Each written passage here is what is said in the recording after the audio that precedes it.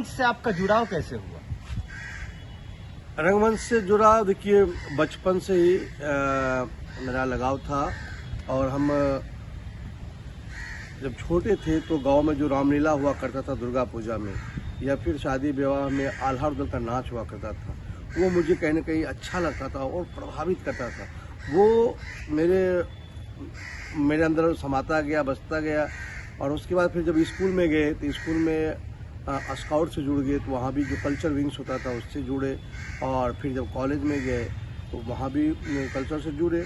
इसी दरमियान फिर बीहट इप्टा है, इप्टा के लोगों ने देखा और उन्होंने मुझे बोला कि नहीं तुम आओ, जुड़ो, संस्था से काम करो।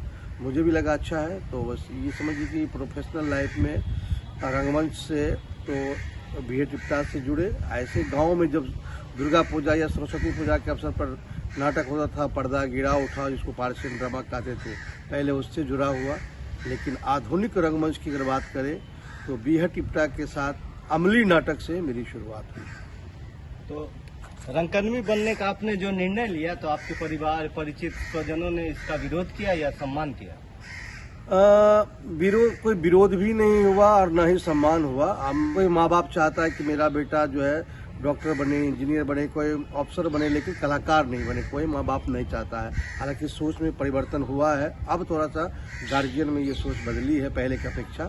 तो वो था वैसा कुछ, मुझे ना सामाजिक कुछ बंधन मिला, ना पारिवारिक।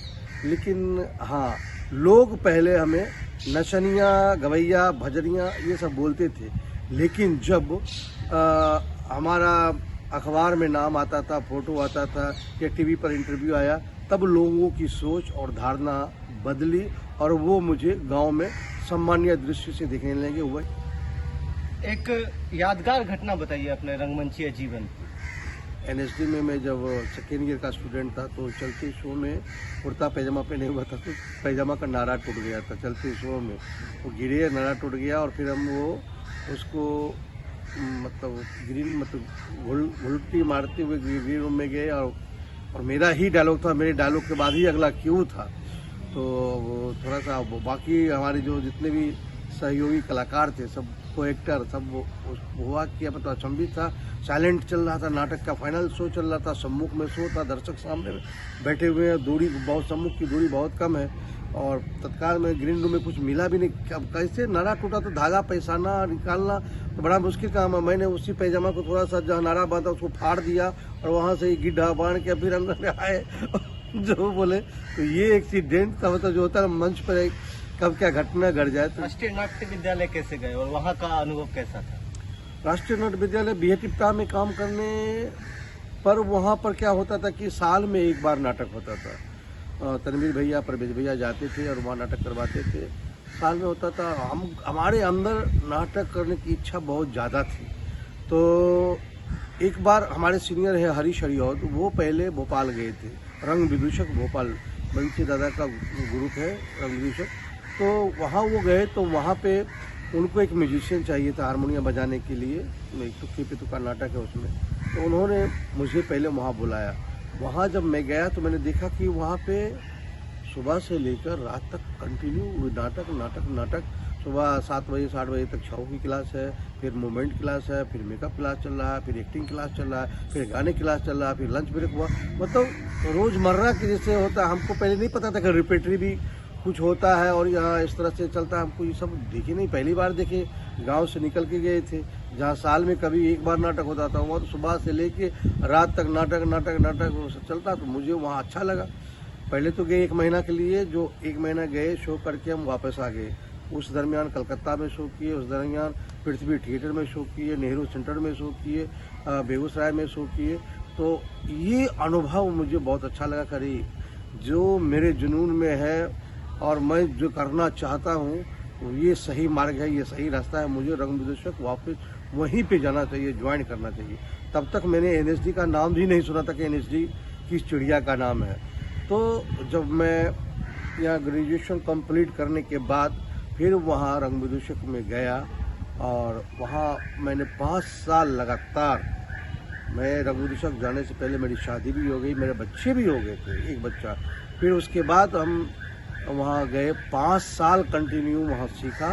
5 साल के बाद मैंने फिर NSD वहीं जाना, NSD के नाम, और फिर NSD के लिए अप्लाई किया था। किस साल की घटना होगी ये रंग विदूषक जब गए? 1999 में गए रंग विदूषक, और 2004-07 मेरा बैच NSD में, 4 में मेरा सिलेक्शन हुआ। आपके द्वारा किए हुए या आपके द्वारा देखे हुए किस नाटक या किस मंचन ने आपको बहुत प्रभावित किया? मेरे द्वारा किए हुए में मेरा एक खुद का नाटक है, यत्र नार्यस्तु पूज्यन्ते, जो मुझे अच्छा लगता है, और मुझे नहीं कि जहाँ भी उसका शो किए हैं सारे अवार्ड लिए हैं, और बहुत अच्छा है। नारियों के, महिलाओं के जीवन पर है, महिलाओं का जन्म से लेके, यानी कोख से लेके कब्र तक की यात्रा है। कोख से लेके कब्र तक की यात्रा है, उस दरमियान लड़कियों के, महिलाओं के साथ क्या क्या घटना होता है उसको मैंने लिखा है, और शीर्षक है यत्र नार्यस्तु पूज्यन्ते। तो वो एक बेहतरीन नाटक है, और जब भी हम करते तो हम भी रोते हैं, हमारे कलाकार भी रोते हैं, ऑडियंस भी रोते हैं। तो ये नाटक मुझे अपने आप में प्रभावित करती है, अच्छा लगता है। और देखे हुए नाटक में अगर बात करते हैं तो बहुत सारे नाटक देखे हैं, उसमें से मुझे आलोक दा का जो अभिनय किया गया था नट सम्राट में, वो जो उनका जो अभिनय की एक पराकाष्ठा है, और वो बोलते भी हैं कि ये पराकाष्ठा उम्र के एक पड़ाव पे आने के बाद ही मिल सकती है। अगर बच्चा कोई नया थिएटर रंग कभी चाहेगा कि मैं इतना अनुभव लेके करूँगा तो नहीं होगा। तो वो पराकाष्ठा मुझे लगा नट सम्राट में आलोक चटर्जी, आलोक दा के नाटक। तो रंगमंच के क्षेत्र में आपके आदर्श कौन है? रंगमंच के, आधुनिक रंगमंच की दुनिया में आए, और फिर इप्टा से फिर बेगूसराय से भोपाल तक का जर्नी हुआ, वहाँ गए। वहाँ फिर हमने जब बंसी दादा को देखा तो मेरे पहले आदर्श और आखिरी अभी मतलब वही आदर्श, वो एक गॉड है, भगवान है, और उनको लोग कहते हैं। वो अपने लिए रंगमंच जो करते हैं, रंगमंच मतलब उनके नाम से कई एक लोग, कई एक स्टार, कई एक कलाकार है, और उनका जो एक अपना विज़न था, एक सोच था कि कैसे लोक कला को, ट्रेडिशनल कला को आधुनिक रंगमंच के माध्यम से लोगों तक पहुंचाया जाए।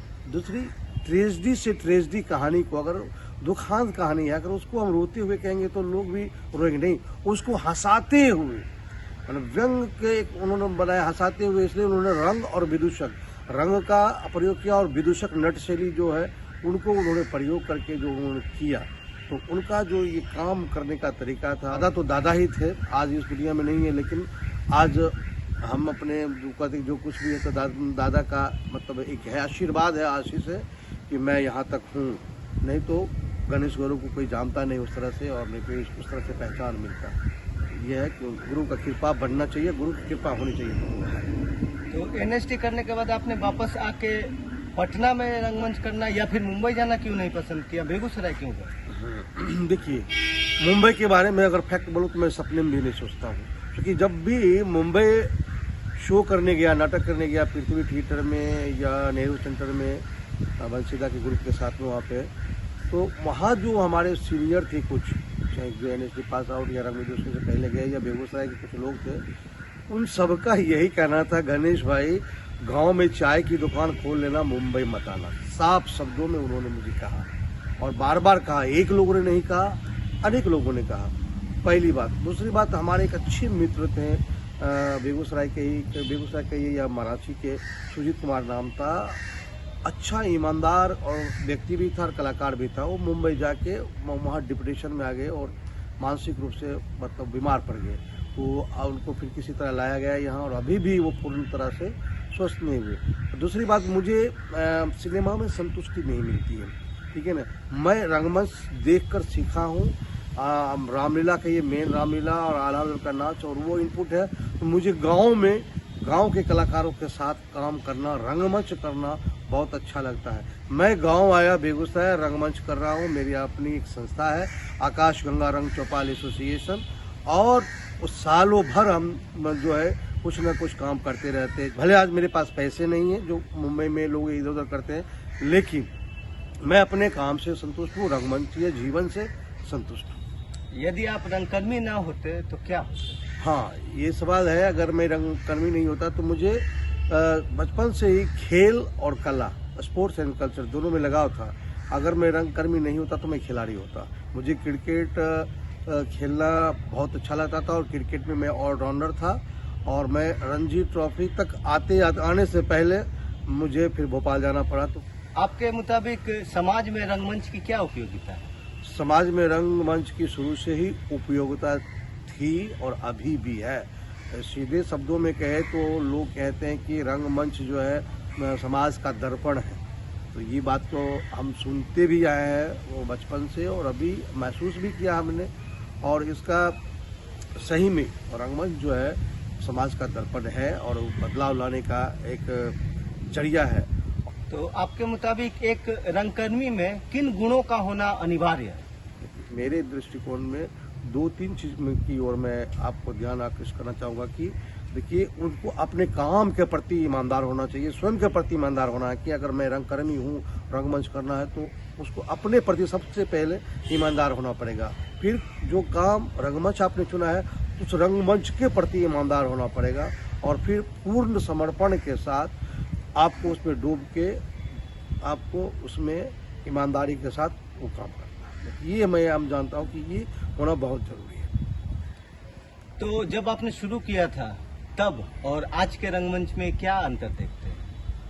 देखिए, इसमें जब हमने शुरू किया था तो उस समय पारसी नाटक का दौर ज़्यादा था, आधुनिक रंगमंच थोड़ा सा कम हो रहे थे। और उस समय एक चीज़ अच्छी थी कि जब कलाकारों के पास, संस्थाओं के पास पैसे नहीं थे तो नाटक अच्छे होते थे और ईमानदारी के साथ होते थे।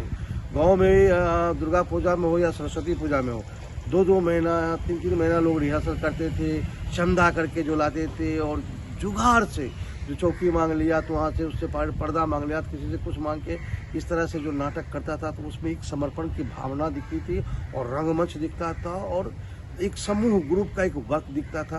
वो चीज़ें थी। आज संसाधन की उसमें कमी था, लेकिन वो संसाधन हम लोग जुटा लेते थे। आज संसाधन भी भरपूर है, पैसे भी मिल रहे हैं, ग्रांट भी मिल रहे हैं, तो लोग वो समर्पण, वो ईमानदारी, वो भावना आज के रंगमंच में कहीं ना कहीं कम दिखती है। लोग शॉर्टकट रास्ता अपनाते हैं और बस खाना, इसके लिए तो कुछ लोग अच्छे काम कर रहे हैं, ऐसा नहीं है कि सब लोग, कुछ लोग अच्छे काम भी कर रहे हैं, पैसा से भी, तन मन धन से भी काम कर रहे हैं, कुछ लोग खाना पूर्ति कर रहे हैं। नए रंगकर्मियों को आप क्या संदेश देना चाहेंगे? बस वही चीज़ें कि मैं संदेश में वही है कि शॉर्टकट कुछ नहीं होता है। आपको साधना करना है, आना है। अगर पहली क्लास से 10वीं क्लास पढ़ना है तो आप चाहोगे बीच में कि हम पहली के बाद एक ही बार 10वीं में आ जाए, तो नहीं हो सकता है। शॉर्टकट कुछ नहीं होता है। आपको पूरी ईमानदारी और मेहनत से काम करना पड़ेगा, और पूरी आस्था और पूरा समर्पण के साथ और पूरा मेहनत के साथ आपको काम करना है, और अपने आप के प्रति पहले ईमानदार बनना पड़ेगा, और उसके बाद जो आप काम करें उसके प्रति ईमानदार बनना पड़ेगा, तभी जाके आपको सफलता मिलेगी।